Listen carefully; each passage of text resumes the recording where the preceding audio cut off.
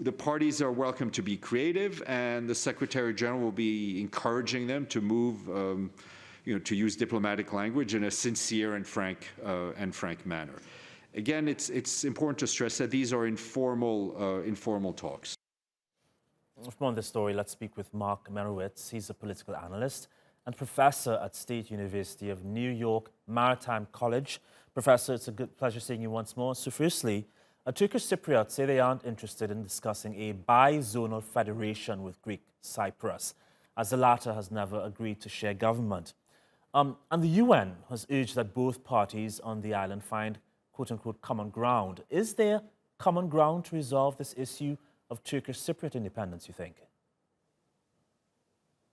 I'm not really sure. I think the problem is the framework here is in the United Nations construction of the resolutions that have been adopted by the UN, which call for a bizonal, bicommunal federation. What the Turkish Cypriots are proposing is outside that framework. So the question is, can they put that aside and sort of start from fresh and try to come up with some creative, what they're saying, creative ideas, and not have the United Nations structure be an obstacle to working this out.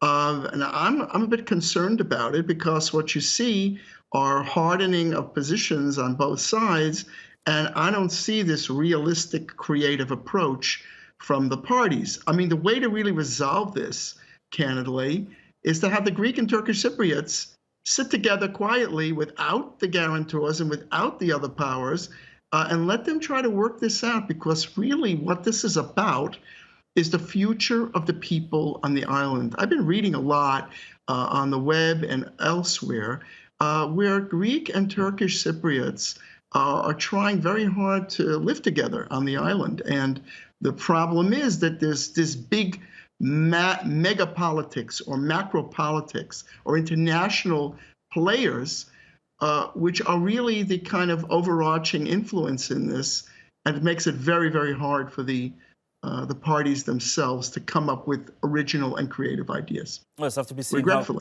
it's left to be seen how creative they can get. Meanwhile, Turkish Cyprus President Ersin Tatar has called on the UK's Prime Minister Boris Johnson to assist in ending the decades-long stalemate.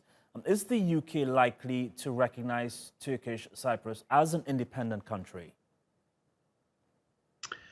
Well, it's interesting that I believe in one of the previous meetings, Jack Straw, I think is the foreign minister of UK, believed that partition was the solution to this problem, which is very much aligned with what the Turkish Cypriots are talking about. And frankly, if you go way back in history, the Greek Cypriots were promoting enosis, and the Turks were promoting taksim, which was partition.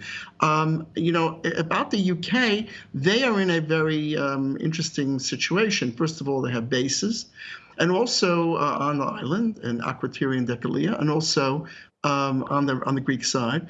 And also there are many expats, many British retirees who live on the island that retire from civil service and elsewhere to the island of Cyprus. So UK is, and I want to say one more thing about UK, if I may. UK is not the same UK that it was years ago when these negotiations took place, or when the UK became involved in the island, had controlled the island and so forth. The UK of today, post-Brexit, is a much diminished power. And so, again, I really believe that the solution to this problem really needs to focus on the parties who live on the island, and all these other powers involved will make it very, very hard to foster a really creative. If they want creative, then they need to huddle in a room and they need to work up an idea. But it has to be sort of kind of starting from the tabula rasa, from the blank slate, because otherwise, if you're just starting in the construction of what the UN has in place and that structure and the four walls of that structure, they're never going to be able to reach an agreement. So I'm going to be somewhat a little bit hopeful and optimistic when we see a meeting that maybe there will be a breakthrough. But and I'm going to keep being hopeful, because that is the future of the people on the island, really hinges on that.